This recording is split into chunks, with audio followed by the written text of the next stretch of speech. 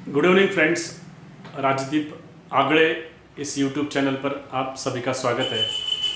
आज 5 मई 2021 आज के वीडियो का जो विषय है, तो वो जो आज 5 राज्यों में 2 मई को रिज़ल्ट आ चुके हैं, उसके बैकग्राउंड में जाके हम लोग को कुछ बातें समझने की ज़रूरत है।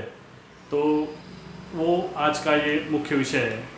1947 में भारत इंडिपेंडेंट हुआ और 1950 में भारत प्रजासत्ताक हुआ।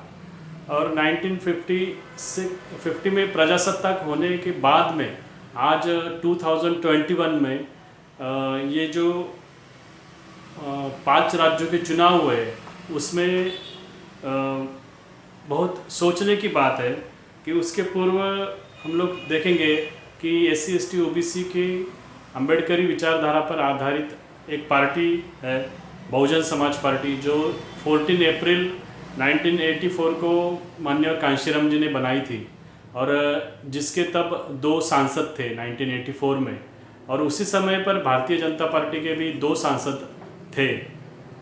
आज 2021 चल रहा है, लगभग 35 साल गुजर चुके हैं, 35-36 साल गुजर चुके हैं, और इनमें जो बहुजन समाज पार्टी है वो यूपी तक लिमिटेड होते हुए हमको दिखाई दे रही है, जबकि 35-36 साल में भारतीय जनता पार्टी पूरे भारत में फैल चुकी है। बहुतांश राज्यों में उनकी सरकारें बैठ चुकी है और मेजॉरिटी में वो लोकसभा में भी चुनकर आए हैं। इस बात को हम लोग को ध्यान में लेने की ज़रूरत है कि हम लोग कहाँ कम पड़ रहे हैं।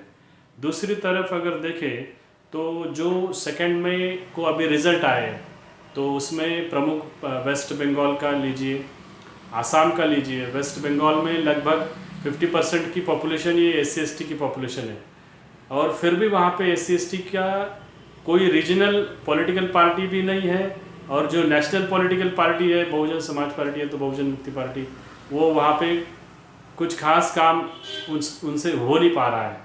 तो वैसे ही आसाम का लीजिए, तो आसाम नॉर्थ ईस्ट जो है, नॉर्थ ईस्ट में तो लगभग पूरे के पूरे स्टेट ये SC ST के, और उसमें भी शेड्यूल ट्राइब के बहुतांश शेड्यूल ट्राइब के ज़्यादा संख्या वाले सभी राज्य है, लगभग 100% वो सभी राज्य, ये ट्राइबल स्टेट आता है पूरा के पूरा।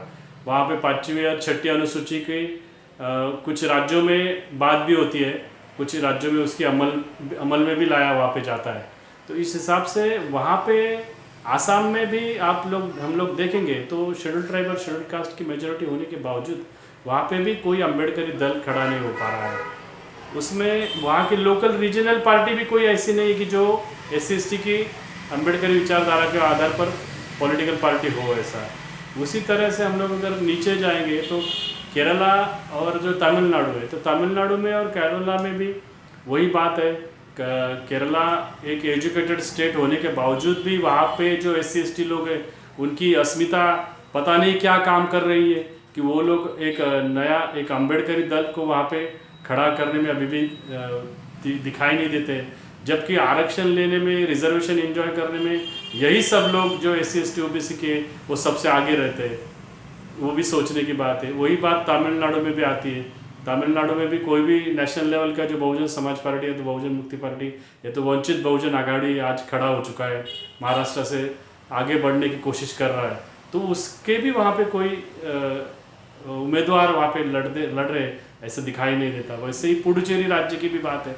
पुडुचेरी जो राज्य है, ये भी वहाँ पे भी 100% ट्राइबल स्टेट है, उसमें सिर्फ SC ST की पॉपुलेशन है, बावजूद उसके वहाँ पे कोई भी अम्बेडकरी दल खड़ा नहीं हो पा रहा है। हम लोग को इस दिशा में इसको समझने की बहुत ज़रूरत आ पड़ी है। इस संदर्भ में एक महत्वपूर्ण भाषण है बाबा साहेब अम्बेडकर जी का, जो आगरा के रामलीला मैदान पर दिया गया था 18 मार्च 1956 में। 18 मार्च 1956 में वो भाषण बाबा साहेब अम्बेडकर जी ने दिया था। उसके बाद सिर्फ 9 महीनों में उनकी डेथ हो गई। मतलब डेथ के सिर्फ 9 महीने पहले उन्होंने वो भाषण दिया था। उस भाषण में वो कहते हैं कि एजुकेशन में सोसाइटी के अंदर कुछ प्रोग्रेस दिखाई देती है, पढ़ लिख कर कुछ लोग ऊंचे पदों पर स्थानापन्न हुए हैं, परंतु इन्हीं पढ़े लिखे लोगों ने मुझे धोखा दिया। ये बहुत गंभीर बात बाबा साहेब अम्बेडकर जी पढ़े लिखे लोगों के बारे में कर रहे हैं। मैं उनसे अपेक्षा करता था कि पढ़ लिख कर वो लोग समाज की सेवा करेंगे, परंतु मेरा अपेक्षा भंग हुआ। मेरे इर्द गिर्द छोटे और बड़े क्लर्कों की भीड़ उमड़ पड़ी है, जो सिर्फ अपना और अपने बीवी बच्चों का पेट पालने में मशगूल है। यह उस भाषण के कुछ मुख्य अंश है। मतलब उस भाषण में डॉक्टर बाबा साहेब अम्बेडकर जी ने पढ़े लिखे लोगों को गाली गलौज की थी। हमें इस बात को ध्यान में लेने की ज़रूरत है कि 70 साल हो चुके हैं, फिर भी हम लोग आज भी बाबा साहेब अम्बेडकर जी जो चाहते थे, जिस पद्धति से जिस प्रकार की समाज व्यवस्था राजनीतिक व्यवस्था निर्माण करना चाहते थे, क्या उस दिशा में हम लोगों ने देखने का भी प्रयास किया है क्या एक पाउल एक पैर भी हम लोग एक स्टेप भी हम लोग आगे बढ़ने की कोशिश किए है क्या? तो ये सब बातें हम लोग को सोचने की बहुत ज़रूरत आ पड़ी है, और वो बातें सोच के हम लोग उस दिशा में SC ST OBC की जो मुख्यतः कर्मचारी लोग हैं, उनसे बाबा साहेब अम्बेडकर की ज़्यादा अपेक्षा थी। उन्होंने और युवाओं ने, विद्यार्थियों ने और इतर अन्य घटकों ने, महिलाओं ने उस दिशा में सोचने की ज़रूरत है। और आने वाले समय में जो भी इलेक्शंस होंगे, उस इलेक्शन में बड़ी ताकत से अम्बेडकरी विचारधारा के आधार पर पॉलिटिकल पार्टी जो है उनको वहाँ पे खड़ा करने की, बहुजन समाज पार्टी को या तो बहुजन मुक्ति पार्टी हो, इनको वहाँ पे खड़ा करके उनको चुन के लाने की, वंचित बहुजन आघाड़ी भी हो, उनको चुन के लाने की जो जिम्मेवारी है वो यहाँ के कर्मचारियों ने लेने की सख्त ज़रूरत है। नहीं तो अन्यथा हम लोग अगर कुछ ये राजनीतिक पिलर हो या दूसरे कुछ पिलर हो, इन पिलरों पर काम नहीं कर पा रहे हैं, तो बाबा साहेब अम्बेडकर जी ने जो धर्म का पिलर खड़ा किया था, बौद्ध धर्म का पिलर, तो उस पर हम लोग कब काम करेंगे, उस पर हम लोग कैसे काम कर पाएंगे? तो इस दिशा में हम लोग को सोचने की ज़रूरत है। आप लोग ने मेरी बात सुनी, ध्यान से सुनी, इसके लिए आभार, धन्यवाद। और हम लोग उस दिशा में, आप लोग उस दिशा में काम करेंगे, ऐसा मैं आशा व्यक्त करता हूँ।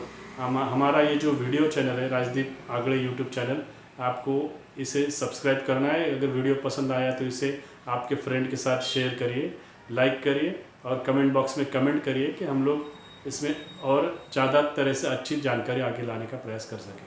धन्यवाद।